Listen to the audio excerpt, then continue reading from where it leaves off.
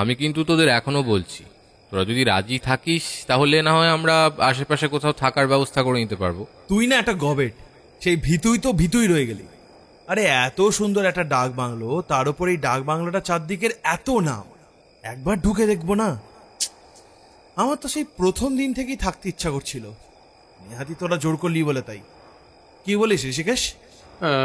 দেখ, আমি কিন্তু দুজনে কারোর কথাতেই পুরোপুরিভাবে সম্মত হতে পারছি না, কারণ ঋষিকেশের কথাটা তখনও শেষ হয়নি, তার আগেই আমার হাতের মোমবাতিটা একটা দমকা হাওয়ায় নিভে গেল।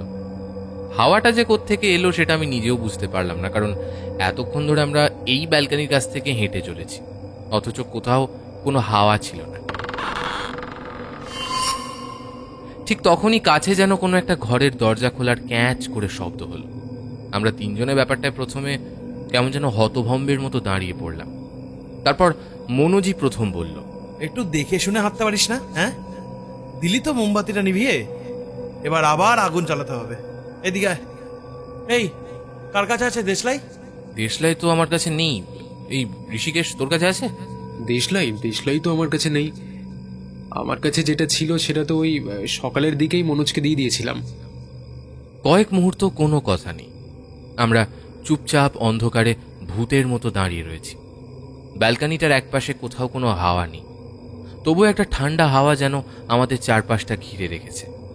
একসময় মনোজ নীরবতা ভেঙে বলল, তার মানে আমাদের কাছে মোমবাতি আছে, অথচ আমাদের কাছে সেটা চালানোর মতো দেশলাই নেই, তাই তো? আচ্ছা, এভাবে এখানে মোবাইল ছাড়া সমস্ত কিছু ছেড়ে আসার আইডিয়াটা কার ছিল বলতো? ওইটা আমার হয়েছিল, কারণ এমন একটা জায়গায় যদি মোবাইল টোবাইল সবকিছু নিয়ে আসি, তাহলে এখানকার যে অভিজ্ঞতাটা রয়েছে সেটা আমরা কি করে সঞ্চয় করব বলতো? মোটামুটি অবস্থাটা এরকমই দাঁড়িয়েছিল। অন্ধকারের মধ্যে আমরা তিনজন চুপ করে দাঁড়িয়ে রয়েছি। কোন দিকে যাব, কোথায় যাব সেটাও ভালোভাবে বুঝতে পারছিলাম না, কারণ যেখানে আমরা দাঁড়িয়ে রয়েছি সেটা নেহাত ছোটখাটো একটা বাংলো নয়। আমাদের জিনিসপত্র, ব্যাগ, মোবাইল সবকিছুই রয়েছে বাইরের দিকে, যেখানে আমরা আশ্রয় নিয়েছি সেখানে। এখান থেকে সেখানে হেঁটে যেতে গেলেও আলোর প্রয়োজন, কারণ আশপাশটা যতটা অন্ধকার তাতে ভালোভাবে কিছুই বোঝা সম্ভব নয়। আমার মনে হচ্ছে আমাদের সামনে যে ঘরটা একটু আগে আমরা পেরিয়ে এসেছি, ওই ঘরের দরজাটাই খুলেছে। আসার সময় দরজাটা সামান্য ফাঁক হয়েছিল বলে আমার মনে হচ্ছিল না। আমি কিন্তু কোনো কথার উত্তর দিলাম না, কারণ ততক্ষণে আমি এই ব্যালকনির শেষের দিকে একটা আলোর রেণু দেখতে পেয়েছি বলে মনে হলো, যেন একটা মোমবাতির আলো জ্বলে উঠেছে। তাই আঙুল তুলে বললাম, ওই দেখ, ওইখানে একটা আলো জ্বলছে মনে হচ্ছে না? ওইখানে ওখানে। আমার কথায় মনোজ আর ঋষিকেশ দুজনেই সামনের দিকে তাকালো। তারপর ঋষিকেশ বলে উঠল, আলো কোথায় জ্বলছে? কি বলছিস কি তুই? আরে আশ্চর্য, দেখতে পাচ্ছিস না? আরে ওই দেখ, একটা আলো জ্বলছে, একটা মোমবাতির আলো বলি তো মনে হচ্ছে, আর আলোটা আমাদের দিকে এগিয়ে আসছে। দেখ সায়ন্তন, এটা কিন্তু মজা করার সময় নয়। আমি তোকে ভীতু বলেই জানতাম, কিন্তু এমন সময় তুই নিজে মজা করছিস কি করে? হ্যাঁ, এখানে চারপাশে কোনো আলো নেই, এমনকি আমাদের নিজের নিজের মুখটা পর্যন্ত দেখতে পাচ্ছি না। আমি কিছু একটা বলতে যাব বলে মনোজের দিকে তাকাতেই ভয়ে একটা চিৎকার বেরিয়ে এলো আমার মুখ থেকে। আমি ছিটকে সরে এলাম ব্যালকনির একপাশে। মনোজের মুখটা কেমন বিভৎস হয়ে গেছে। ওটা মনোজের মুখ নয়, ওর দুটো চোখ যেন কোথায় হারিয়ে গেছে, আর সেই দুটো চোখের বদলে কালো দুটো গর্ত রয়েছে, আর সেই গর্তের ভেতর থেকে তরল কালো অন্ধকার গড়িয়ে বেরিয়ে আসবে এক্ষুনি। মুখের লম্বা সাদা দাঁতগুলো থুতনির থেকে নিচে নেমে এসেছে। কপালের মাঝখান থেকে একটা ধারালো ছুরি যেন এফোড় ওফোড় হয়ে গেছে। আমি ছিটকে ওর কাছ থেকে দুহাত সরে এসে চিৎকার করে বললাম, না না না না, হতে পারে না। মনোজ, মনোজ, তোর কি অবস্থা হয়েছে? স্পষ্ট দেখতে পেলাম মনোজ তার সেই ভয়ঙ্কর মুখটা নিয়ে আমার দিকে এগিয়ে আসছে। বলছে, কি হয়েছে কি তোর সায়ন্তন? হ্যাঁ, এমন পাগলের মতো করছিস কেন? দেখ, চারপাশটা এমনি অন্ধকার, আর আর তুই কোথায় গেলি? মনে হচ্ছে এই বাড়িটায় কিছু একটা ঘটেছে। এই বাড়িটায় এমন কিছু একটা ঘটেছে যেটা স্বাভাবিক নয়। আমারও কেমন একটা অদ্ভুত লাগছে জানিস। আমার মনে হচ্ছে যেন মনে হচ্ছে আমাদের আশেপাশে কেউ যেন শ্বাস নিচ্ছে জোরে জোরে। হ্যাঁ, আমার মনে হচ্ছে এটা। এদিকে আমি তখন ছিটকে কয়েকবার দূরে সরে আসার সঙ্গে সঙ্গে চারপাশটা কেমন যেন অন্ধকার হয়ে গেল। মনোজের সেই ভয়ঙ্কর মুখ আর ঋষিকেশের গলা, সমস্ত কিছু যেন আমার চারপাশ থেকে উধাও হয়ে গেল। একটু পরেই শুনতে পেলাম বহু দূর থেকে ঋষিকেশের গলা, সায়ন্তন, সায়ন্তন, কোথায় গেলি তুই? আমি এদিক ওদিক ঘুরে তাকালাম। চারপাশে কালো অন্ধকার, তার মধ্যে আবছা সাদাটে মতো কিছু দেখা যায়। হাতড়ে হাতড়ে একপাশে আসতে একটা দেওয়াল হাতে ঠেকলো। চিৎকার করে ডাকলাম, আমি এখানে, এখানে আমি ঋষিকেশ, মনোজ। নিশ্চয়ই সায়ন্তন নিচের দিকে নেমে গেছে। ওর গলাটা একতলা দিক থেকে ভেসে আসছে। আমি একতলায় নই, আমি দোতলাতে রয়েছি। তোরা কোথায়? আর কোনো কথা নেই। চারপাশটা কেমন যেন নিঝুম। হঠাৎ করেই সিঁড়ি দিয়ে নিচের দিকে একজোড়া পায়ের নেমে যাওয়ার মচমচ শব্দ শুনে আমি সামনের দিকে এগিয়ে যেতেই একটা কিসে যেন ধাক্কা খেয়ে তুলে পড়লাম কাঠের ব্যালকনির ওপর। মাথার কাছটা কিসে যেন ঠক করে লাগলো। দুই হাতের কোনুই যেন কাঠের ওপর ধাক্কা খেয়ে প্রবলভাবে বিধ্বস্ত হলো। কোনো রকমে উঠে বসে একটা হাত ঝাড়তে শুরু করেছি। এমন সময় দেখতে পেলাম একটু আগে আমি যেখানে ধাক্কা খেয়ে পড়েছি ঠিক সেখানে দুটো লাল রঙের চোখ যেন আমার দিকে তাকিয়ে রয়েছে। ঠান্ডা বরফের মতো শীতল হাওয়া ছুটে আসছে আমার দিকে। ঠিক তারপরেই নিচের দিক থেকে ভেসে এলো মনোজের গলার চিৎকার। মনোজ চিৎকার করে বলে উঠল, হায় ভগবান, ওটা কি? মনোজের এমন চিৎকারের সঙ্গে ঋষিকেশ যেন প্রচন্ড ভাবে হেসে উঠল। আর ঋষিকেশের হাসির শব্দটা শুনে আমি ভয়ে যেন পাথরের মতো হয়ে গেলাম। তাকিয়ে দেখি কোথায় সেই দুটো লাল চোখ, কিছুই তো নেই। ঠান্ডা হাওয়াটাও কমে এসেছে। আমি আর স্থির হয়ে বসে থাকতে পারলাম না। কোনো রকমে কাঠের মেঝে থেকে উঠে ওদের নাম ধরে চিৎকার করতে করতে এগোতে লাগলাম। ঋষিকেশ, মনোজ, তোরা কোথায়? যেদিকে দু চোখ যায়, তবে অন্ধকারে কোনোদিকেই চোখ গেল।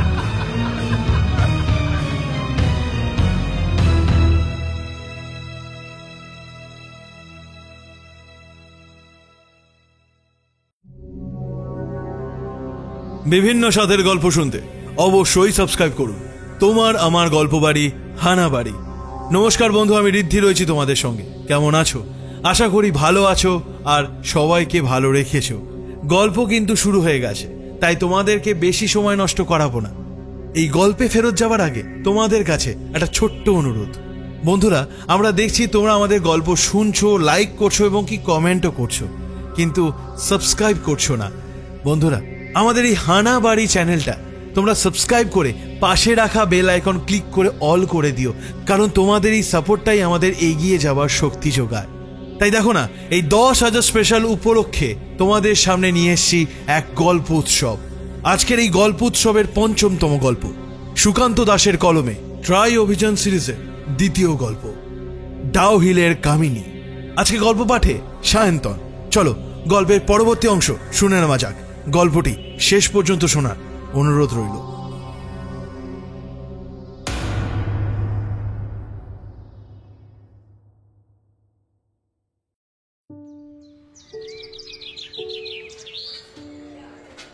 ডাউহিলের ভূত বাংলোর ব্যাপারটা বেশ ইন্টারেস্টিং তো, কিন্তু খবরটা কোথায় পেলি?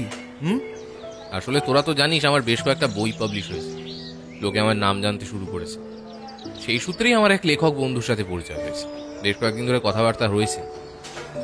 উনি কিন্তু বেশ নাম করা লেখক, তোরা নাম শুনেছিস হয়তো, সুবিমল ভট্টাচার্য। শারদীয়া পত্রিকায় সাহিত্য সংকলনে আমার একটা গল্পের জন্য উনি বলেছে। তো সুবিমল ভট্টাচার্যের যে প্রকাশনা, ওনাদের থেকেই তো শারদীয়া পত্রিকাটা বেরোয়। উনি ওখানে জানাবেন, আর আগে থেকেই আমার লেখা নেওয়ার জন্য রিকোয়েস্ট করে রেখেছে। তা নিয়ে ওনার সঙ্গে একটু কথা বলছি, একটা নতুন কিছু লেখার জন্য কিভাবে কাজ করা যায় তাই নিয়ে আলোচনা হচ্ছে। উনি প্রচুর বই টই পড়তে বললেন, এছাড়া বললেন কিছু জায়গায় ঘুরে আসতে, বেশ কিছু ভালো ভালো জায়গা যেখান থেকে ঘুরে এলে মাথাটা তাও ফ্রেশ হবে, এছাড়া আমার কাজটাও হবে। ওনাকে বলতে উনি এই ভূত বাংলোর পরিচয়টা দিলেন, তবে একটু সাবধান করে দিলেন। তার সাথে একটা ইন্টারেস্টিং কথাও বললেন। আমার কথায় ঋষিকেশ আর মনোজ দুজনেই উৎসাহিত হয়ে আমার দিকে তাকালো।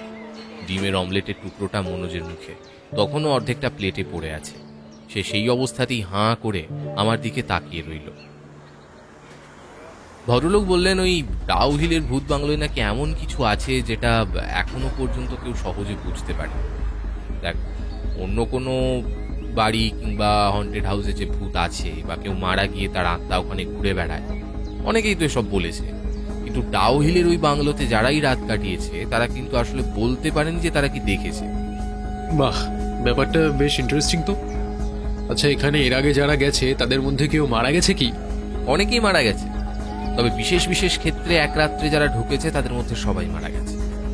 তবে এমন অনেক সময় হয়েছে যে যারা ওই বাড়িতে ঢুকেছে তারা সবাই ওখান থেকে ফিরে এসেছে, কিন্তু তারা সবাই ভীষণ ভয় পেয়েছে। ওসব যত সব বোগাস, তোকে বললো আর তুই বিশ্বাস করে নিলি। আরে ওসব হলো ওই সমস্ত বাংলো এবং ওই জায়গাগুলোতে যাতে লোক বেশি বেশি করে ঘুরতে যায়, সেই কারণে ওটা একটা ব্যবসার ধরন, বুঝলি? আরে তোরা তো একরকম ভাবে ভাবিস, কিন্তু আমাকে সব সময় অন্য রকম ভাবে ভাবতে হয়। ভুলে যাস না, আমারও একই ব্যবসা আছে। ব্যাপারটা সেটা নয় রে। সবিমল বাবু আমায় কথাটা বলেছেন, কিন্তু বারবার সাবধান করে দিয়েছেন ওখানে যদি ঘুরতে যাই রাতের বেলা যেন ডাউ হিলের ওই বাংলোর ভেতরে না। আশপাশ ঘুরে দেখার মতো অনেক কিছুই আছে। জায়গাটার প্রাকৃতিক সৌন্দর্য নাকি অসাধারণ। দেখ, এই শীতের সময় ওদিকটায় ঘুরতে গেলে কিন্তু মন্দ হয় না। ডাউ হিল জায়গাটা পাহাড়ি, ঘুরতেও বেশ ভালো লাগে। আমার তো আপত্তি নেই। আর দিন কয়েকে ছুটি নিয়ে বেরিয়ে পড়লেই তো হলো। সায়ন্তনের ভূত বাংলাও ঘোরা হবে, আবার একটা ছোটখাটো ট্যুরও হয়ে যাবে। তাছাড়া এই বছর তো আর কোথাও ঘুরতে যাওয়ার প্ল্যানও হয়নি। মনোজ নিজের প্লেটের খাবারটা শেষ করে বলল, যাওয়া যেতেই পারে। এই সপ্তাহে হবে না, অন্তত পরের সপ্তাহে। তবে হ্যাঁ, আর একটা কথা। কি যেন একটা ভেবে মনোজ চুপ করে গেল। আমি একটু কৌতূহলী হয়ে বললাম, কি হলো, চুপ করে গেলি কেন? কি বলছিস বল। ব্যাপারটা যদি সত্যি হয় তাহলে কিন্তু ব্যাপারটা সত্যি ইন্টারেস্টিং। কোন ব্যাপারটা? দেখ, সায়ন্তনের ব্যাপারটা ভেবে দেখলাম। যদি সায়ন্তনের চেনা ওই ভদ্রলোক, কি যেন নাম, লেখক সুবিমল বাবু, উনি কোনো কাজে সায়ন্তনকে পাঠাতেন তাহলে ব্যাপারটা আলাদা হতো। কিন্তু উনি ওকে ডাউ হিলের ভূত বাংলো দেখার জন্য পাঠাতে চাইছেন, অথচ সেখানে রাতে থাকতে পরিষ্কার বারণ করছে। এর পেছনে ভদ্রলোকের কোনো উদ্দেশ্য নেই। আর আমরা ওখানে গেলে কিংবা সায়ন্তন ওখানে গেলে ওর কিছুই লাভ হবে। সায়ন্তন এমনিতেই ওনাকে ওনার পত্রিকার জন্য গল্প দিত, তাহলে ওনার লাভ কি? দেখ মনোজ, তুই সবসময় লাভ লোকসান নিয়ে ভাবতে ভাবতে কাঠখোট্টা হয়ে যাচ্ছিস। আমি ওখানে গেলেও তার কোনো অসুবিধে নেই, না গেলেও তার কোনো সুবিধে নেই। তবে রাতের বেলা ভেতরে থাকতে উনি বারণ করছেন আমার ভালোর জন্য। আর যদি সায়ন্তন ওখান থেকে ঘুরে আসে তাহলে নিশ্চয়ই কিছু একটা ভালো লিখতে পারবে। তাই জন্যই ভদ্রলোক ওকে ওখানে ঘুরতে যেতে বলেছেন। ওখানকার ডাউ হিলে যদি কোনো একটা ভূতের গল্প চালু থাকে, আর সেটাও তো সায়ন্তনের লেখার কাছে লাগতে পারে, তাই না? আমার মনে হয় এটাই সায়ন্তনের আর ওই ভদ্রলোকের লাভ। সে যাই হোক না কেন, ডাউ হিলের ওখানে গেলে আমি বাংলাতে রাত না কাটিয়ে কিন্তু ফিরে আসবো না, এটা বলে দিলাম। ঠিক সেই মুহূর্তে আমার মনে হয়েছিল পরে হয়তো মনোজকে তার সিদ্ধান্ত থেকে আমরা সরাতে পারবো, শেষটা যে এমন হবে তা ভাবতে পারিনি।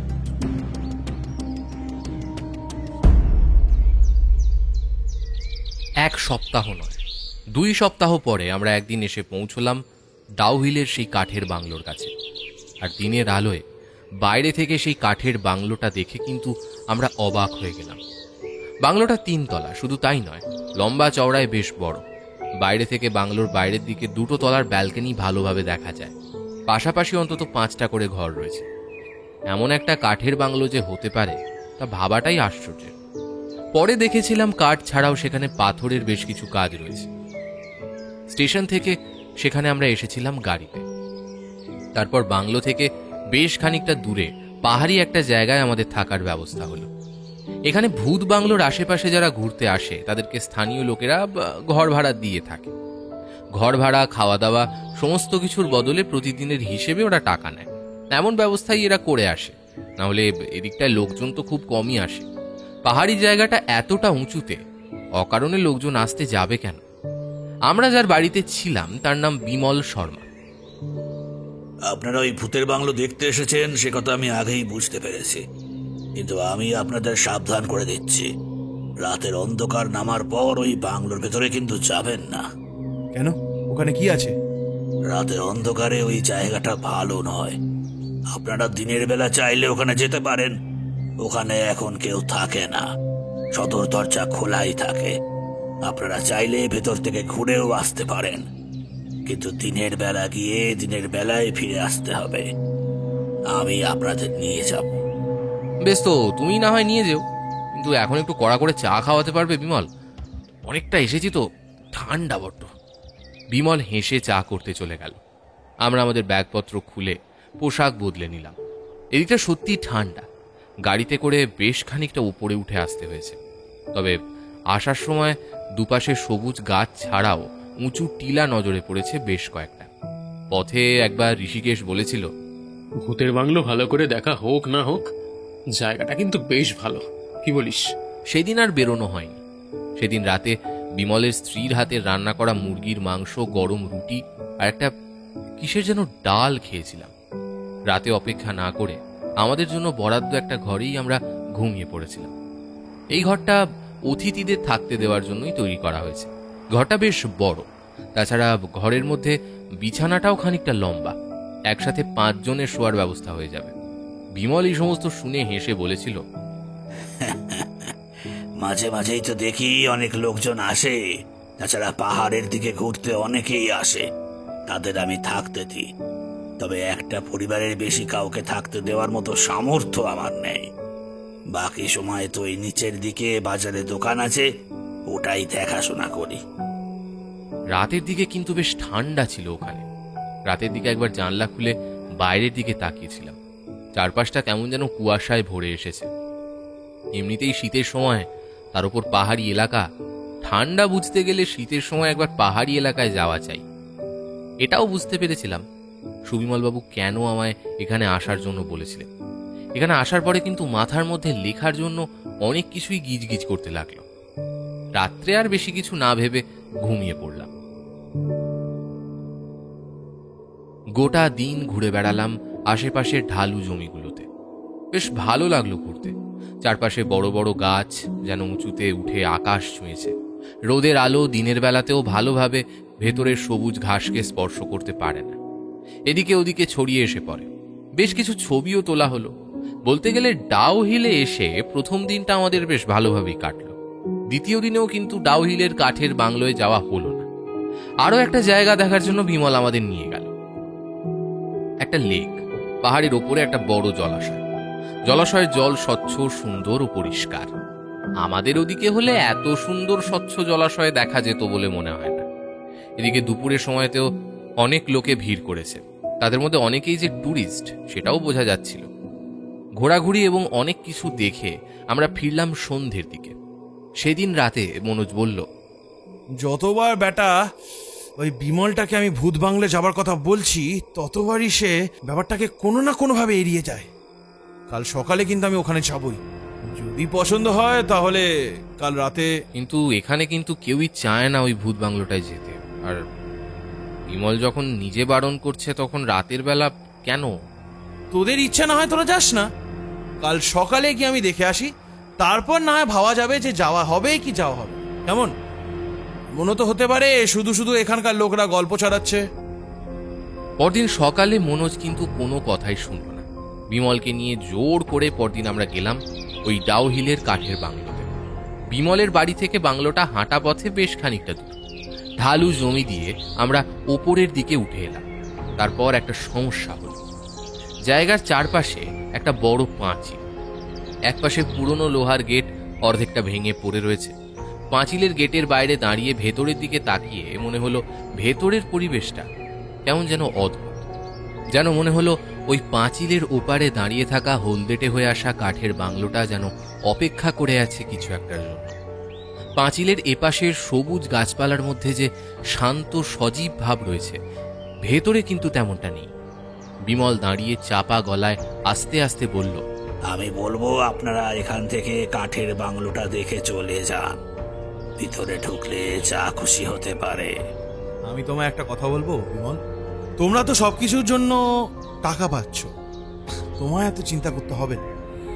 তোমার যদি আপত্তি থাকে তুমি আমাদের সঙ্গে ভিতরে যেও না, তুমি ফিরে যাও, বুঝলে? এইটুকুনি পথ আমরা চিনেই ফিরে যেতে পারবো। এক মুহূর্তের জন্য বিমলের মুখটা কেমন যেন হয়ে গেল, তবুও মুখে সামান্য হাসি আনার চেষ্টা করল। আপনারা আমাদের অতিথি, আপনাদের যে আমার কথা পছন্দ হয়নি এটা আমি বুঝতে পারছি, কিন্তু এভাবে আমি তো আপনাদের ছেড়ে চলে যেতে পারি না। আপনারা যাবেনই যখন, বেশ চলুন। লোহার ভাঙাচোরা গেটটা এমনিতেই হেলেছিল, তবুও অন্য পাশের গেটটা সামান্য ঠেলে সরিয়ে আমরা ভেতরে ঢুকলাম। একটা ক্যাচ করে শব্দের সাথে সাথে যেন মনে হলো এই নিষিদ্ধ এলাকার মধ্যে আমাদের প্রবেশটা কেউ মেনে নিতে পারল না। আর সেটাই মনে হলো ভেতরে মনোজ যখন প্রথম পা রাখল, ঠিক তখনই ভেতরের দিকের জঙ্গলের ভেতর থেকে একটা বেড়াল ডেকে উঠল।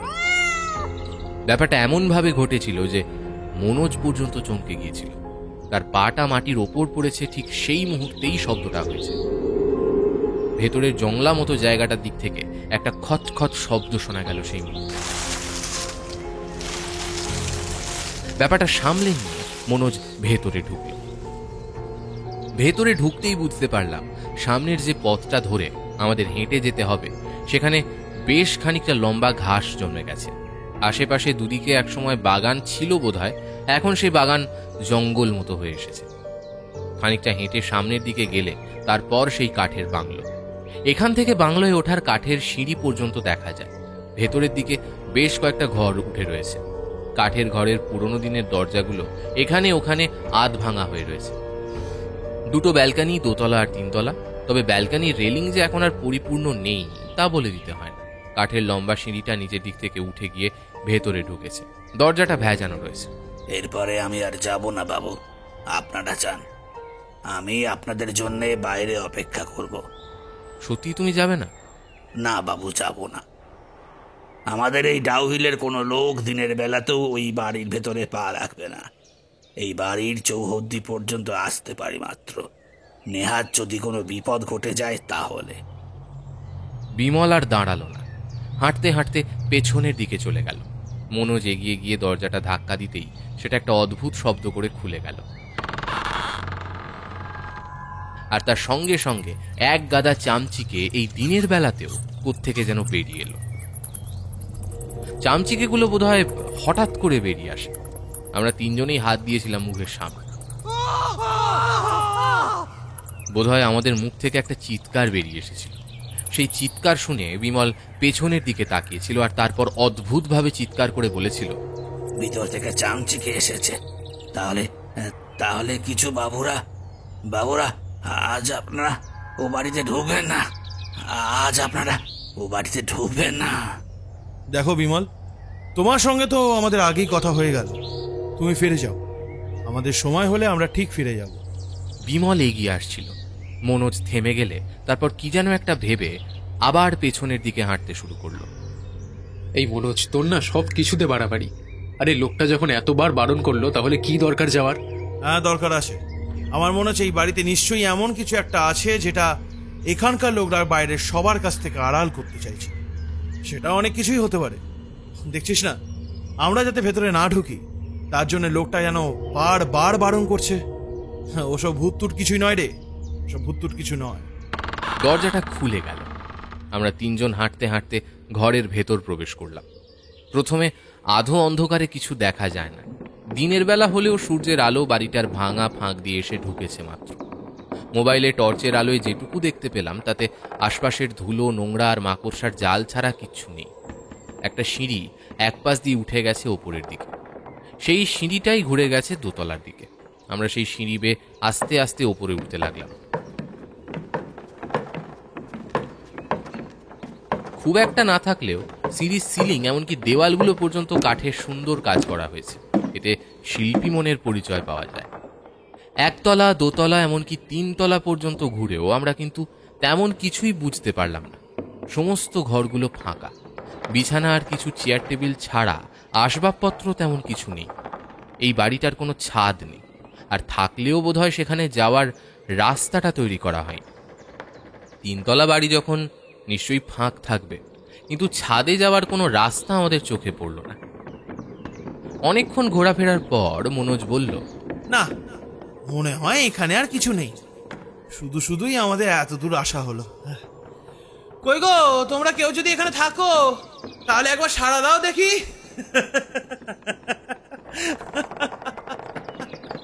মনোজের কথায় আমি আর ঋষিকেশ হেসে উঠতে যাব, ঠিক সেই সময় পাশের ঘরে কি যেন একটা পড়ার শব্দ হলো। আমরা তখন 3 তলার ব্যালকনির একদম শেষের দিকে দাঁড়িয়ে। শব্দটা হলো একদম মাঝের ঘরটার দিকে। শব্দটা হওয়ার সাথে সাথে আমরা 3 জনে চমকে উঠে সেদিকে তাকালাম। ঘরের দরজাটা বন্ধ। সেই ঘরের ভেতরে শব্দ থাকতে পারে, কিন্তু সেই শব্দটা এমন হয়েছে যেন মনে হলো মনোজের কথার উত্তরে কেউ সাড়া দিয়েছে। মনোজ একটু থতমত খেয়ে গেলেও সামান্য হেসে বলল, নিশ্চয়ই ইঁদুর কিংবা বিড়াল হবে। শুধু শুধু এই দুপুরটা এখানে নষ্ট হলো। হ্যাঁ, কোনো মানে হয়? আর চেয়ে আমরা ওই লেকের দিকে একবার যাই আর বিমলের কাছ থেকে অন্য কোনো জায়গা যাওয়ার চেষ্টা করি। মনোজের পিছু পিছু আমরা হাঁটতে শুরু করেছিলাম। তার কথায় সামনের দিকে চোখ পড়তেই মোবাইলের টর্চের আলোয় দেখা গেল একটা অর্ধেক পুড়ে আসা মোমবাতি। আমি শুধু একটু এগিয়ে গেছি, ঠিক তখনই পেছনের দিকে একটা ধূপ করে শব্দের সাথে ঋষিকেশের একটা চিৎকার শুনতে পেলাম। হঠাৎ করে ঋষিকেশ বলে উঠল, বাঁচা, বাঁচা আমায়! ওরে হে বাবা, বাঁচা, বাঁচা আমায়! ব্যালকনির সব জায়গাটা কিন্তু রোদের আলোয় আলোকিত নয়, একটা আধো অন্ধকার ছড়িয়ে রয়েছে। পেছনের দিকে যেখানে ঋষিকেশ ছিল সেখানটা আমরা ভালোভাবে দেখতে পাচ্ছি। মনোজের আগে আমি এগিয়ে গেলাম সেদিকে। এগিয়ে গিয়ে দেখতে পেলাম ঋষিকেশ ব্যালকনির একপাশে মুখ থুবড়ে পড়ে রয়েছে। তাড়াতাড়ি তাকে তুলতে যেতেই ঋষিকেশ বলল, কি করে কি যে হলো কিছুই বুঝতে পারলাম না। হঠাৎ করে দেখতে পেলাম যে আমার পেছনে কেউ একটা এসে দাঁড়িয়েছে, আর তারপরেই ঋষিকেশকে আমরা তুললাম, কিন্তু ঋষিকেশ কেমন যেন ভয়ে ভয়ে পেছনের দিকে ঘুরে তাকালো। কিন্তু পেছনে তো কেউ কোথাও নেই। আর শুধু পেছনে নয়, চারপাশেই কেউ কোথাও নেই। চারপাশটা দিনের অল্প আলোয় যেন ফটফট করছে। এমন একটা সময় ভয় পাওয়াটা খুব একটা কাজের কথা নয়। আমরা 3 তলার ব্যালকনি পেরিয়ে 2 তলার সিঁড়ি বেয়ে নিচের দিকে নেমে এলাম আস্তে আস্তে।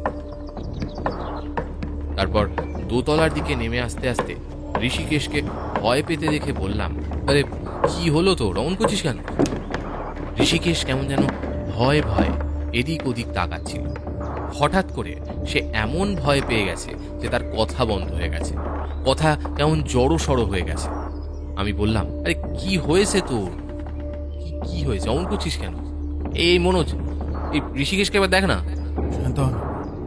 আমি কিন্তু ঋষিকেশের পিছনে সত্যি কাউকে দেখেছিলাম। এবার আমি অবাক হয়ে গেলাম। এই কথাটা যদি ঋষিকেশ বলতো তাহলে আমি অতটা কিছু মনে করতাম না, কিন্তু মনোজ বলেছে এই কথাটা। যে ছেলেটা এখানে আসার পর থেকে এখনো পর্যন্ত কিচ্ছু বিশ্বাস করছিল না, সে এই কথাটা বলেছে। আমি অবাক হয়ে গেলাম। মনোজ, তুই এমন কথা বলছিস?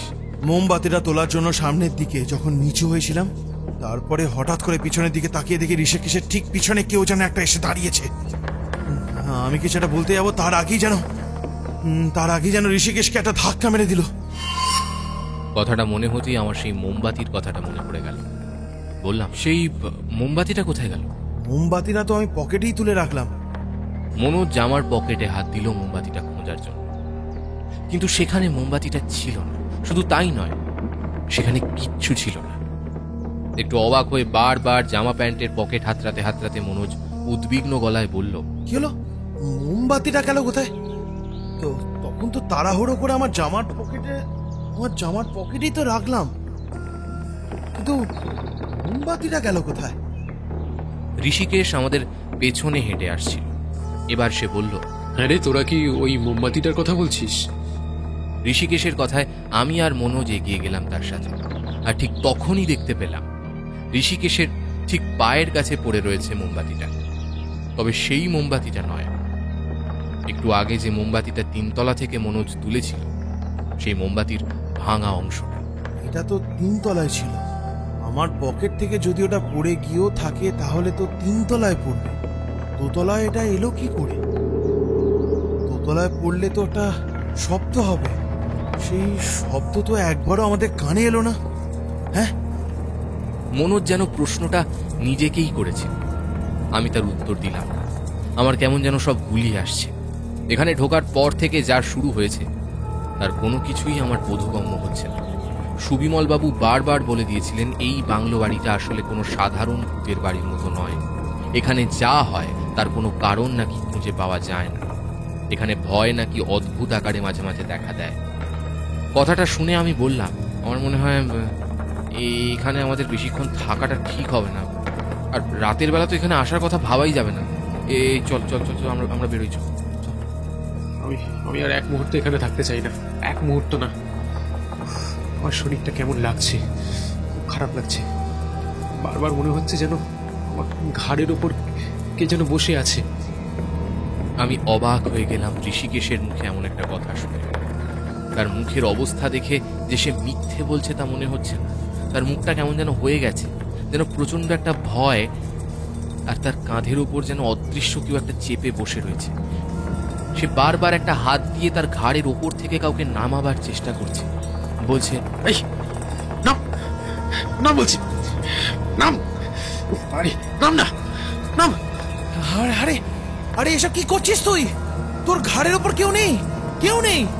আরে আছে আছে, তোরা বুঝতে পারছিস না, আছে আছে, আমার আমার ঘাড়ের ওপর বসে আছে। ও নাম। আমার অবস্থা তখন বলার মতো নয়। মনোজ অবিশ্বাস্য ভঙ্গিতে তাকিয়ে রয়েছে ঋষিকেশের দিকে। ঋষিকেশ দুটো হাত দিয়ে ঘাড়ের ওপর থেকে এমন কিছু একটা নামাবার চেষ্টা করছে যেটা তার ঘাড়ে আসলেই আছে কিনা তা আমরা এখনো বুঝতে পারি। কোনো রকমে আমরা হাঁটতে হাঁটতে একতলায় এসে নামলাম। একতলায় ঘরের কাছটায় দাঁড়িয়ে রয়েছি, ঠিক এমন সময় মনে হলো যে ওপরের দিকে যে সিঁড়ি বেয়ে আমরা এক্ষুনি নিচে নেমে এলাম, সেই সিঁড়ির মাথায় যেন 3 জোড়া পায়ের শব্দ আবার আস্তে আস্তে নিচের দিকে নেমে আসছে। গোটা বাড়িটার দরজা জানলা সমস্ত কিছু বন্ধ থাকার জন্য দিনের বেলাতেও ভেতরটা কেমন যেন অন্ধকার হয়ে আছে। আর তাই এমন অদ্ভুত মনে হচ্ছে, যেন মনে হচ্ছে আমাদের পায়ের শব্দটাই ওই ওপরের সিঁড়ি দিয়ে আবার নিচের দিকে নেমে আসছে। ঋষিকেশ আমাদের সামনে দাঁড়িয়েছিল।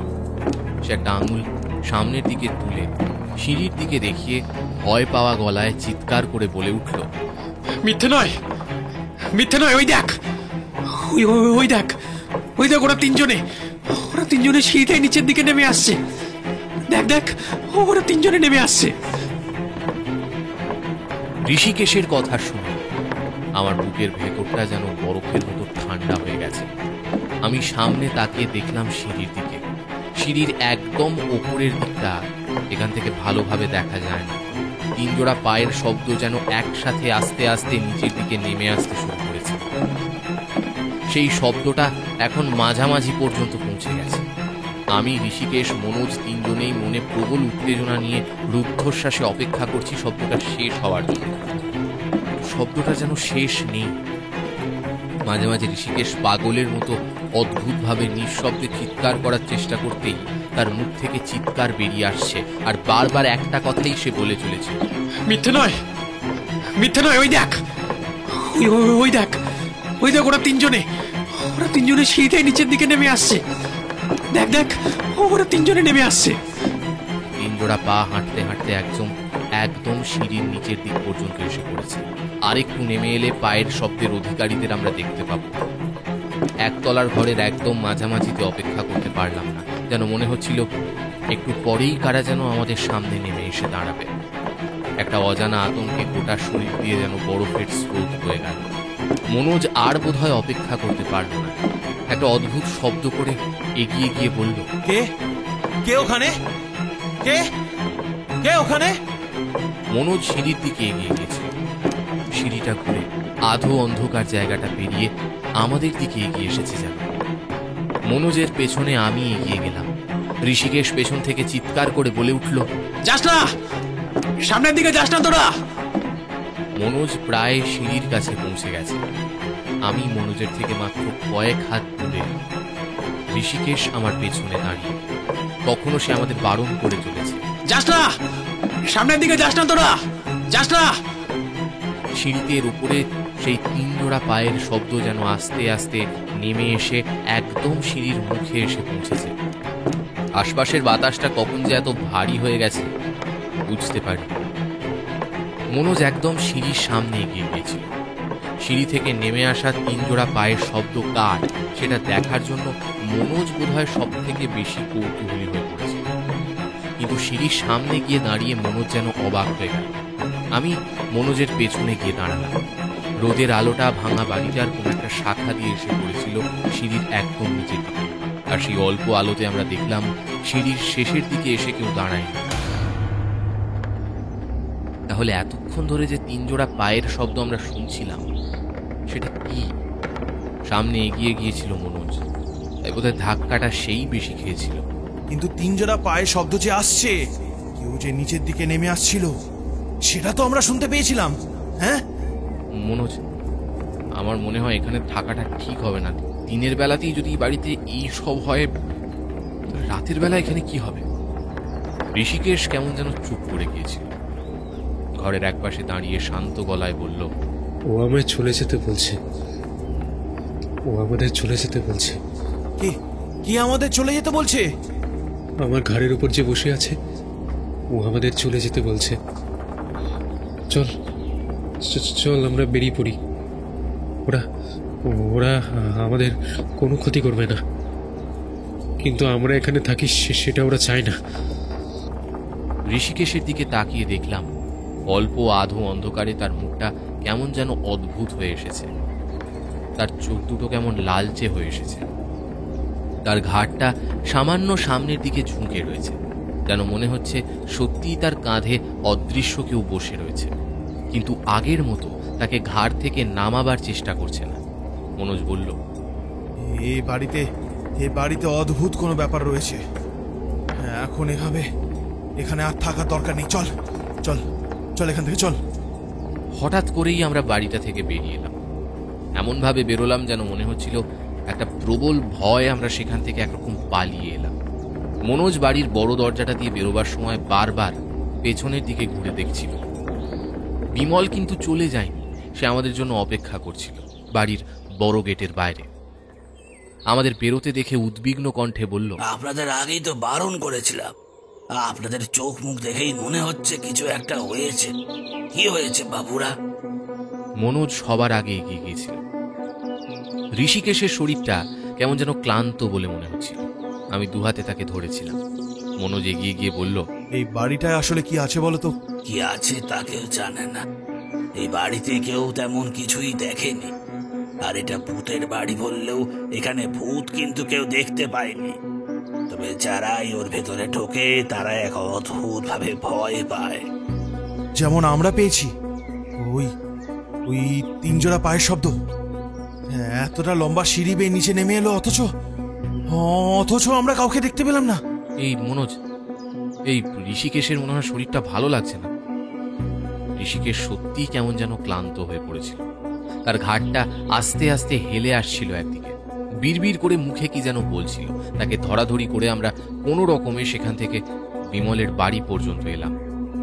আসার সময় একবার পেছনের দিকে তাকিয়ে দেখেছিলাম, ঠিক তখনই মনে হয়েছিল বাড়ি ফেরবার সময় বাড়ির একতলায় যে দরজাটা আমরা খোলা রেখে এসেছিলাম, সেই দরজাটা যেন আস্তে আস্তে বন্ধ হয়ে যাচ্ছে। ঠিক সেই দরজাটার কাছে কেউ যেন একটা দাঁড়িয়ে আছে। বাবুরা, আপনাদের আমি অনেক বারণ করেছিলাম, আপনারা আমার কথা শোনেননি। আপনাদের এখানে আর থাকতে দেওয়া যাবে না। এসব কি বলছো তুমি? দেখতে পাচ্ছ না এমনিতেই ঋষিকেশ অসুস্থ হয়ে পড়েছে, তার উপর তুমি। আরে আপনারা বুঝতে পারছেন না, এখানে থাকলে আপনাদের আরো বিপদ হবে। ওই বাবুর উপরে ওই ঘর থেকে যে এসেছে সে এত সহজে যাবে না। নিশ্চয়ই ওই ঘরে গিয়ে বাবু কিছু একটা করেছিল। কিন্তু সব সময় তো আমরা 3 জন একসাথেই ছিলাম, আর ঋষিকেশ তো আমাদের থেকে আলাদা কিছু করেনি। নিশ্চয়ই করেছে বাবুরা, নিশ্চয়ই করেছে। আপনারা ব্যাগপত্র গুছিয়ে নিন, আপনাদের আমি আর এখানে থাকতে দিতে পারবো না। বিমল, তোমার যদি বেশি টাকার প্রয়োজন হয় তাহলে। বিমল ঠান্ডা চোখে আমাদের দিকে তাকালো। তার দাড়ি গোফের জঙ্গলের ভেতর থেকে চোখ দুটো যেন চকচক করে উঠল। বলল, জীবনের চেয়ে টাকা কি বড় হতে পারে বাবুরা? আপনাদের টাকা আমার চাই না, আপনারা বেরিয়ে পড়ুন দয়া করে। তবে শুধু মুখে আপনাদের আমি যেতে বলবো না।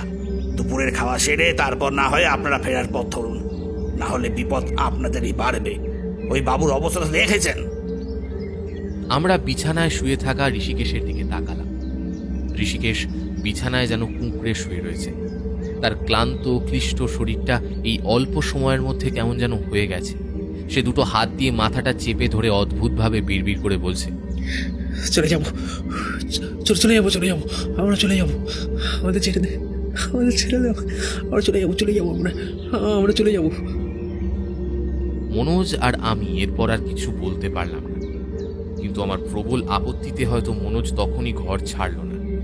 দুপুরে কোনো রকমে দুটো মুখে গুজে নিলাম। অচেনা অজানা জায়গায় ঠিকমতো কোথাও গিয়ে পড়তে না পারলে দুপুরের খাওয়া জুটবে না। তবে খাবার সময় ঋষিকেশ কিন্তু স্বাভাবিক হয়ে গেল। প্রশ্ন করতেই বলল, কাঁধের ওপর একটা প্রবল চাপ মাঝে মাঝেই মনে হচ্ছে, কিন্তু কিন্তু কি হচ্ছে কিছুই বুঝতে পারছি না। ওই ঘরের ভেতরে গিয়ে কিছু করেছিলি? এমন কিছু যার জন্য এরা হচ্ছে? ঋষিকেশ কিছুই মনে করতে পারল না। বিমলের কাছ থেকে বিদায় নিয়ে ব্যাগপত্র তুলে আমরা বেরিয়ে এলাম। মনে মনে স্থির করে নিলাম এই ডাউহিল ছেড়ে আজই চলে যাব। তাছাড়া ঋষিকেশের শরীরটা ভালো নয়। তবে মনে হচ্ছিল ঋষিকেশের শরীর এই কয়েক ঘন্টার মধ্যেই সেরে উঠতে শুরু করেছে। এখান থেকে প্রথম আমাদের গাড়িতে পৌঁছতে হবে স্টেশন পর্যন্ত। সোজা রাস্তাটা ভালো হয় নিচের দিকে নেমে এসে তারপর স্টেশনের দিকে বাঁক নিয়েছে। বেশ খানিকটা সেই পথে গিয়ে মনোজ অন্য দিকে বাঁক নিতে বললাম, কি করছিস মনোজ? স্টেশনের রাস্তা তো এদিকে নয়। আমি স্টেশনে যাচ্ছি না তো, আমি আজ রাতের জন্য আরো একটা আশ্রয় খুঁজে নিচ্ছি। আসার সময় ওদিকটা বেশ কিছু ঘর বাড়ি দেখেছিলাম, ওদিকটায় গিয়ে একটা ব্যবস্থা করা যেতে পারে। হ্যাঁ, আমারও এত তাড়াতাড়ি এখানটা ছেড়ে চলে যাবার ইচ্ছে একদমই করছে না। ওই বাড়িতে 3 তলার ঘরের মধ্যে কি যেন একটা দেখেছিলাম, কি যেন। ঋষি কি যেন মনে করতে লাগলো। তার কথায় আমি মনোজ দুজনেই কৌতূহলী হয়ে তার সামনে এসে দাঁড়ালাম।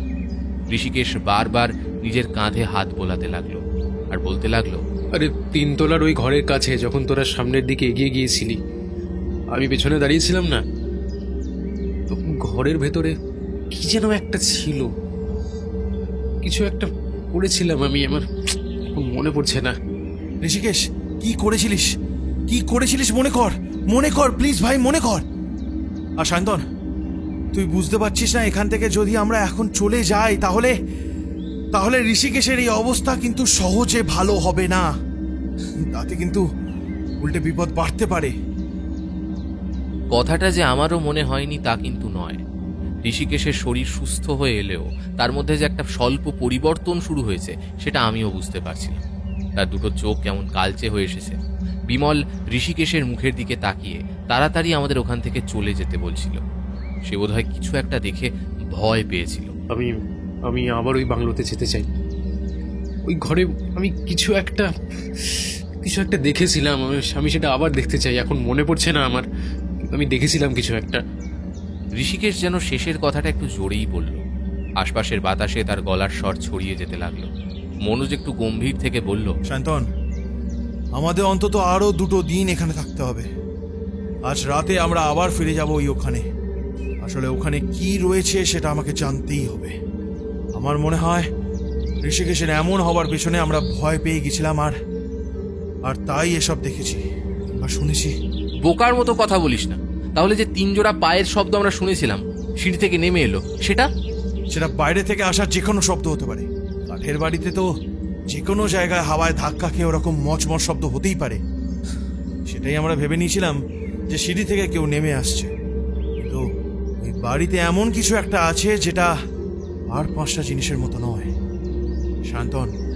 সায়ন্তন, আমাদের একবার দেখতেই হবে। রাতের বেলা একবার ওখানে। মনোজ যখন স্থির করেছে তখন সে যাবেই, আমি জানি।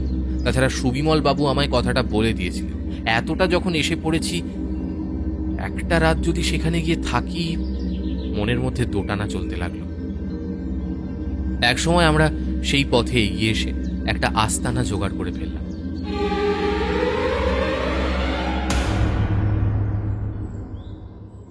ডাউহিলের সেই রাতের কথা আমি কখনো ভুলব না।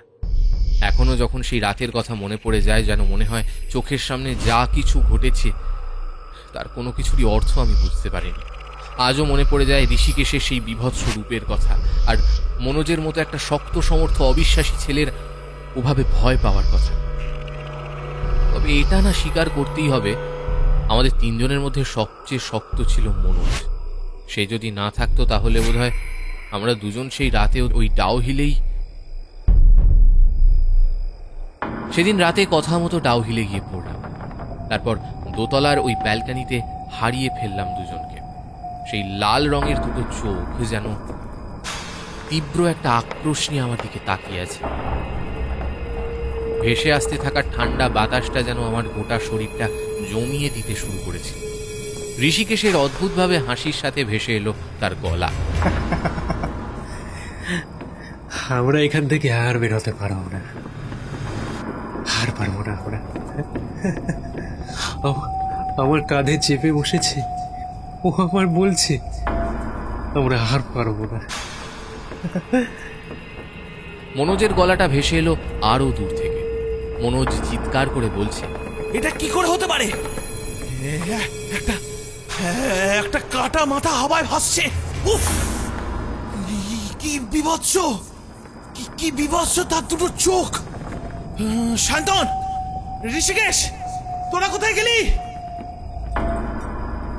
আমি কিছু একটা বলতে যাব, তার আগে হঠাৎ করে আমার চোখের সামনেটায় সব কিছু অন্ধকার হয়ে গেল। সেই লাল চোখ, ঠান্ডা বাতাস, ঋষিকেশের গলা, মনোজের চিৎকার, সব কিছু এক লহমায় কোথায় যেন উধাও হয়ে গেল। আর মনে হলো একটা প্রবল ধাক্কায় আমি ছিটকে গিয়ে কাঠের ব্যালকানিটার ওপর পড়ে গড়াতে গড়াতে গিয়ে পড়লাম সিঁড়ির একদম কাছে। আর ঠিক তখনই মনে হলো মোমবাতির একটা আলো যেন আমার দিকে একটু একটু করে এগিয়ে আসতে শুরু করেছে। ওটা মোমবাতির আলো কিনা সে বিষয়ে আমি তখন নিশ্চিত ছিলাম না, কিন্তু আলোটা একটা বিন্দুর মতো আস্তে আস্তে এগিয়ে আসছিল। তবে সে আলো কাঁপছে না, যেন কোনো এক লাইটের আলো স্থির হয়ে আমার দিকে এগিয়ে আসছে। কেউ কোথাও আছো? কেউ আছো? বাঁচাও! তার গলাটা যেন একটা গোল ঘরের মধ্যে দেওয়ালের প্রতিধ্বনিতে আমার কাছে ফিরে ফিরে আসতে লাগলো। কেউ কোথাও আছো? কেউ আছো? বাঁচাও! মনে হলো আমি ব্যালকানির কাছে নেই, আমি একটা বন্ধ ঘরের মধ্যে এসে পড়েছি। আর সেই ঘরের মধ্যে আমার গলার স্বর প্রতিধ্বনিত হতে লাগলো। কেউ কোথাও আছো? কেউ আছো? বাঁচাও! কিন্তু ওটা কি? প্রতিধ্বনি হতে থাকা গলার স্বর কেমন যেন অদ্ভুত হয়ে আসছে। বারবার যেন মনে হচ্ছে এটা আমার গলা নয়, যেন আমার গলার স্বরটাকে অনুকরণ করে অন্য কেউ একজন আমার মতো করে চিৎকার করে বলছে, কেউ কোথাও আছো? কেউ আছো? বাঁচাও! ভয়, আতঙ্কে আর বিস্ময়ে গোটা শরীরটা যেন বরফের মতো ঠান্ডা হয়ে আসতে শুরু করেছিল। ঠিক তখনই একটা অদ্ভুত টপ টপ করে শব্দ হতে লাগলো। পায়ের কাছটা কেমন যেন ঠান্ডা হয়ে গেল, পায়ের ওপর ফোঁটা ফোঁটা কি যেন পড়ছে। মোমবাতির সেই আলোটা তখনও আমার দিকে ধীরে ধীরে এগিয়ে আসছে। একটা ফ্যাঁস শব্দ করে একটা বেড়াল কোত্থেকে আমার পায়ের একদম কাছে এসে পড়ল। অন্ধকারের মধ্যে তার দুটো সবুজ চোখ আমি দেখতে পাচ্ছি, কিন্তু আমি ভয় এতটাই পাথরের মতো হয়ে গেছি যে আমি কিছুই করতে পারছি না। বেড়ালটা আস্তে আস্তে আমার দিকে এগিয়ে এলো। তারপর একটা ঠান্ডা হাওয়া আমার গায়ে এসে লাগতেই দেখতে পেলাম মোমবাতির মতো সেই আলোটা কখন যেন আমার একদম মাথার উপর এসে পড়েছে। আর সেই আলোতে দেখি একটা কালো রঙের বেড়াল। সেই বেড়ালটা আমার পায়ের কাছে বসে আমার পায়ের ওপর থেকে কি যেন চেটে চেটে খাচ্ছে। ভয় আতঙ্কে ছিটকে গেলাম পেছনের দিকে। আর তখনই বুঝতে পারলাম আমার পায়ের উপর ফোঁটা ফোঁটা যেটা এসে পড়েছিল সেটা লাল রক্ত ছাড়া কিচ্ছু হতে পারে না। পেছনে সরে আসতেই মোমবাতির আলোটা আবার দেখতে পেলাম। শুধু একটা হলদে আলোর বিন্দু আর একটা অর্ধেক মোমবাতি যেন শূন্যে ভেসে রয়েছে, যেন মনে হচ্ছে অদৃশ্য কেউ তার হাতে মোমবাতিটা ধরে রেখেছে আমার থেকে কয়েক হাত দূরে। আর সেই আলোতে এবার আরেকটু ওপরের দিকে চোখ গেল, একটা কাটা মাথা, আর সেই মাথাটা থেকে রক্ত টপ টপ করে নিচের দিকে পড়ছে। কিন্তু ওটা কার মাথা? আমার চেনা পরিচিত একটা মুখ, ওটা ঋষিকেশের মাথা। ভয়ে আতঙ্কে বিস্ময়ে আমি পাগলের মতো চিৎকার করে ফেলেছিলাম, ঋষিকেশ! আর সঙ্গে সঙ্গে আমি সিঁড়ি দিয়ে নিচের দিকে গড়াতে শুরু করলাম।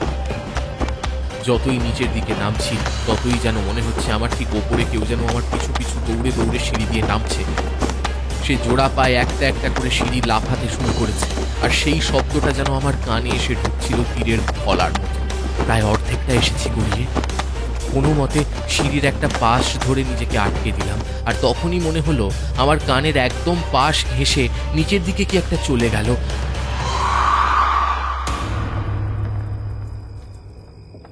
নিচের দিক থেকে মনোজ বলল, সায়ন্তন, ঋষিকেশ, তোরা কোথায়?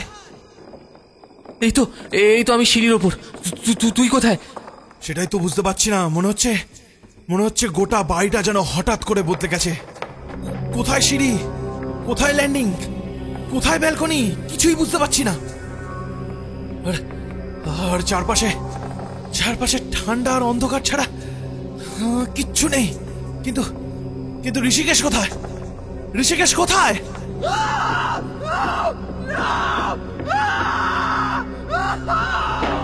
মনোজের কথা শেষ হওয়ার আগেই ঋষিকেশের চিৎকার ভেসে এলো ওপর থেকে।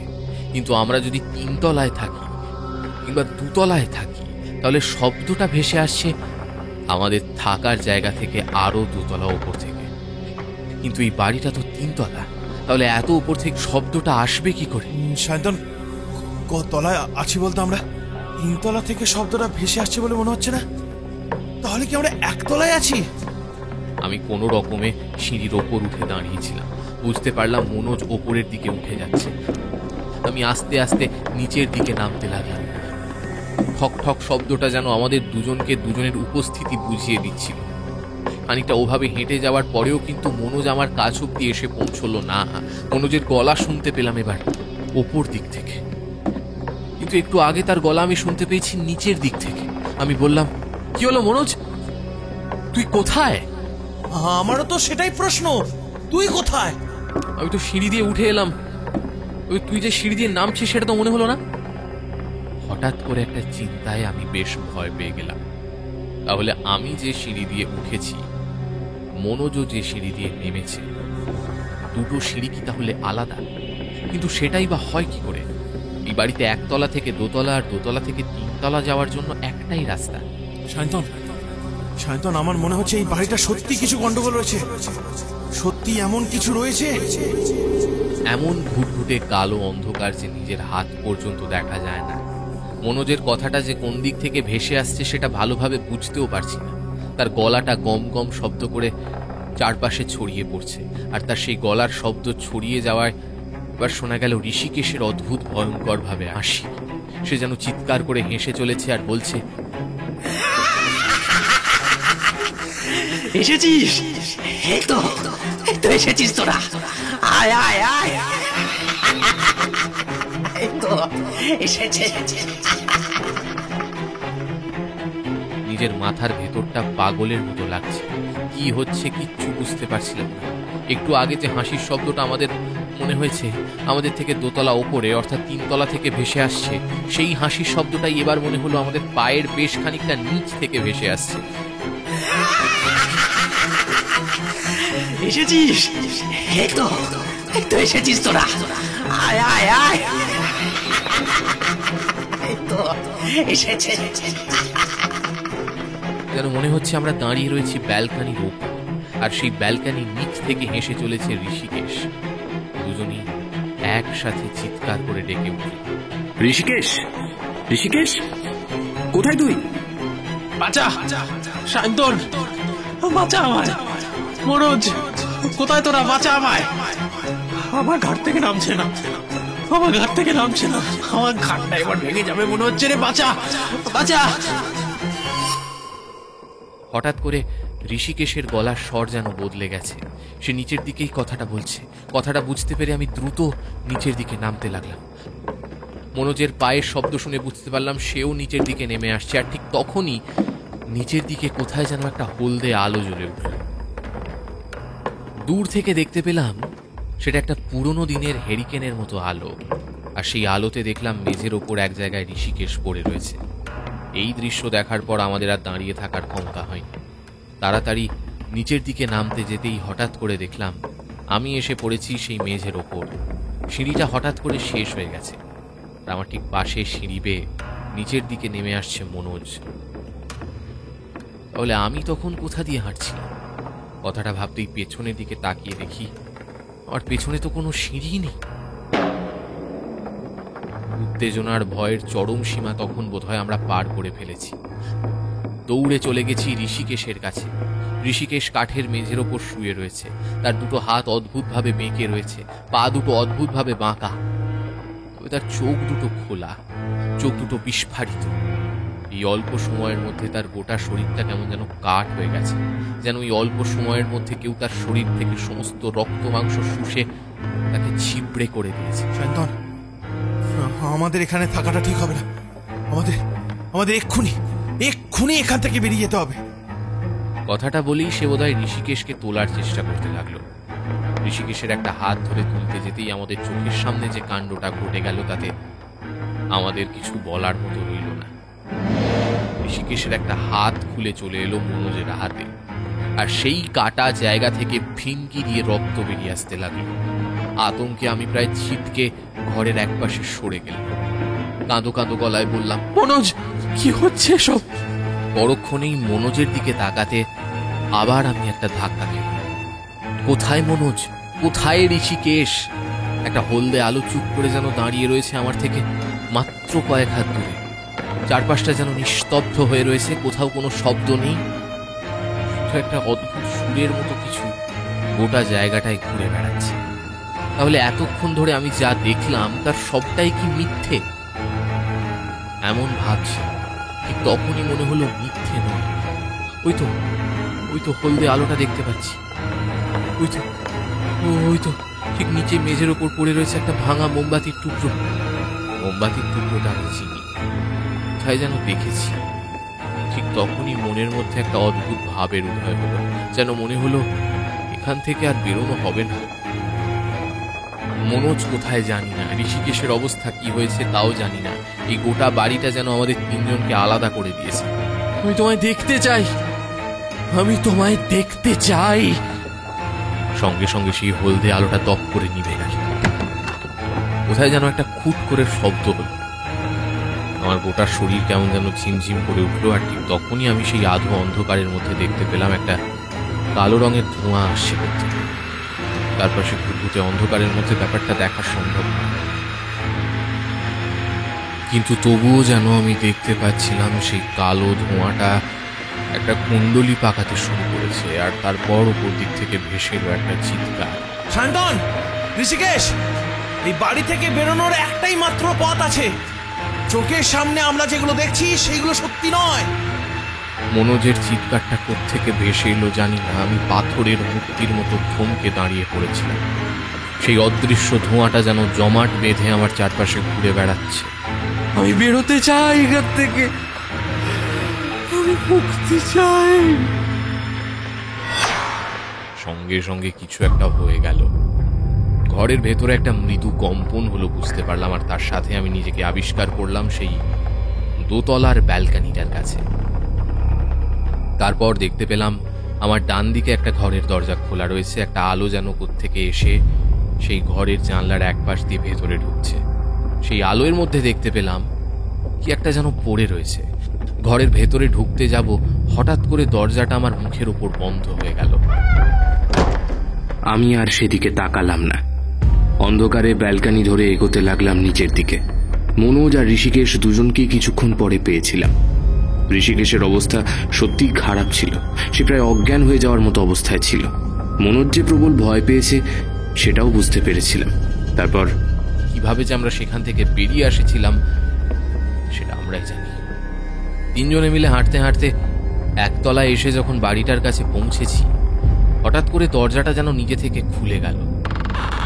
তাড়াতাড়ি বাইরে এসে দরজাটা আমাদের মুখের সামনে যেন কেউ বন্ধ করে দিল।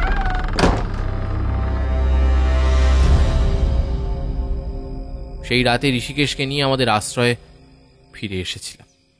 পরদিন সকালেই সেখান থেকে আমরা ফেরার পথ ধরি। পথে মনোজ বলেছিল, সত্যি বাংলোটা ছোটখাটো কিছু নয়। আমি এক সময় ভেবেছিলাম এখান থেকে আর বেরোতে পারবো না। বলে কি করে বেরোলি?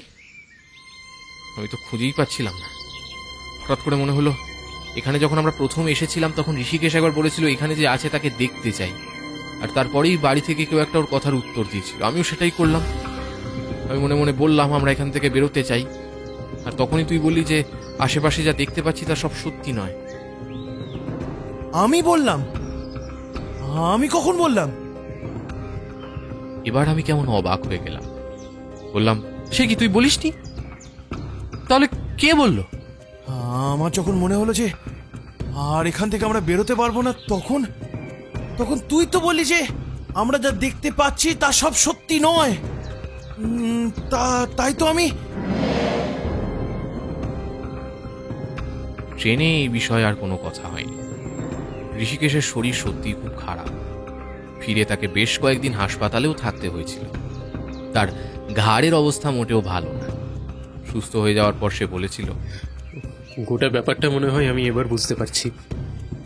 সেদিন যখন আমরা প্রথমবার ওই বাংলোতে গিয়েছিলাম, তখন তোদের মনে আছে তো, দোতলার ব্যালকনির কাছে ওই ঘরের দরজার সামনে আমি দাঁড়িয়েছিলাম। তোরা সামনে এগিয়ে গিয়েছিলি আর আমি ওখানেই কিছুক্ষণ দাঁড়িয়ে কিছু একটা দেখছিলাম। যখন আমি বারবার বলেছিলাম যে এখানে যদি কেউ থাকে তাহলে দেখা দিক, তারপরে কি মনে হতে আমি বলেছিলাম এখানে যদি কেউ থাকে তাহলে সে আমার কাঁধে এসে যাবে।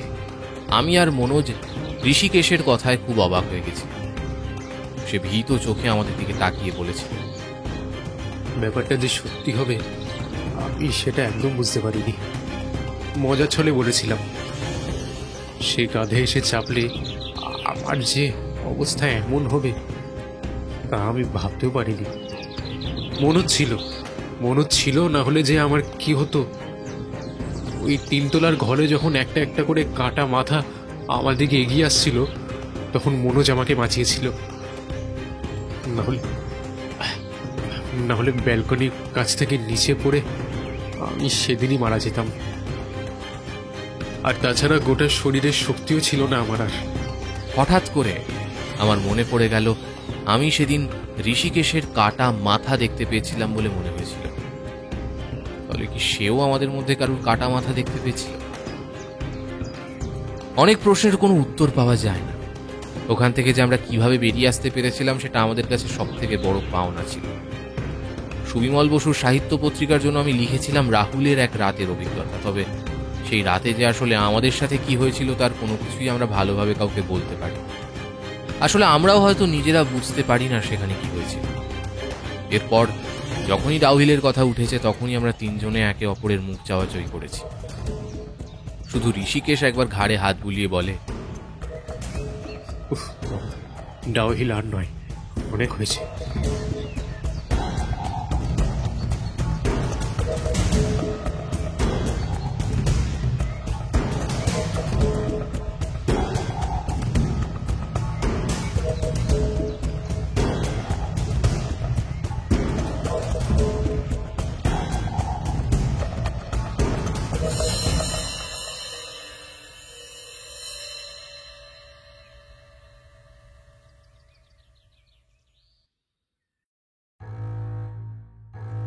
শেষ হলো সুকান্ত দাশের কলমে ট্রাই অভিযান সিরিজের দ্বিতীয় গল্প ডাউহিলের কামিনী।